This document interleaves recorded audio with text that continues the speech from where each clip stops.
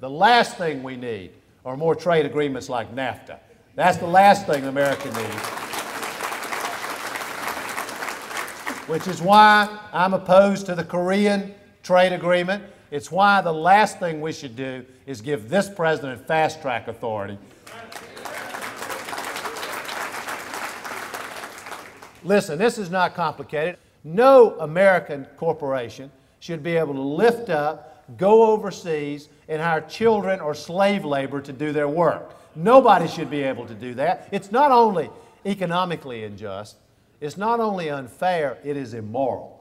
And the United States of America needs to speak out to this issue. I can tell you that when I am president, you're going to see a different approach. We are going to have real labor and environmental standards in the actual text of the trade agreements, and an Edwards administration will actually enforce those trade agreements, which we have not seen under this president.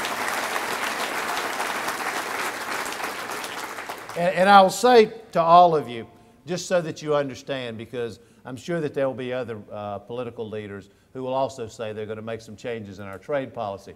But I want you to understand from me, this is a very personal issue. This is not some abstract thing for me. This is not something I read about. It's not something I had to meet with an economist about to explain to me. My father, who's the finest man I have ever known, worked in mills his whole life. He had a high school education, great human being, hard worker, and I saw what happened to him and the people who worked with him. And when I was younger, I worked in the mills, mopping out from under looms and cleaning out overhead in the weave room to help pay my way through school.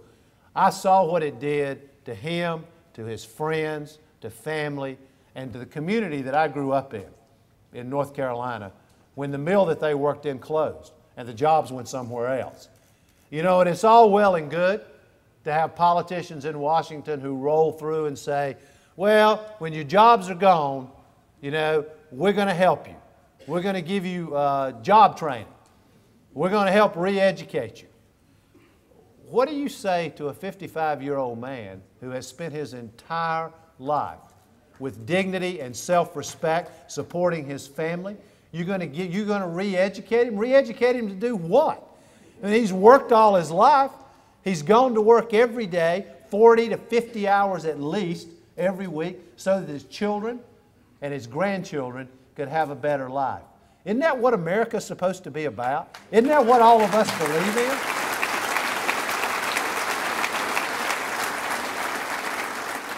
So I just want you to know and understand that when I'm president and these trade agreements are being negotiated and trade agreements land on my desk to be signed, I will not ever forget where I came from. I will not ever forget what I have seen with my own eyes. I mean, I still have a perfect picture in my head of the men and women who I grew up with who worked in the mill with my father. I still have a perfect picture of the men and women that I worked beside who were so good to me when I was helping pay my way through school. And they deserve somebody to speak for them. They deserve a president who's their president, not just the president of big multinational corporations. They deserve a president who will stand with them, stand for them, stand with working people,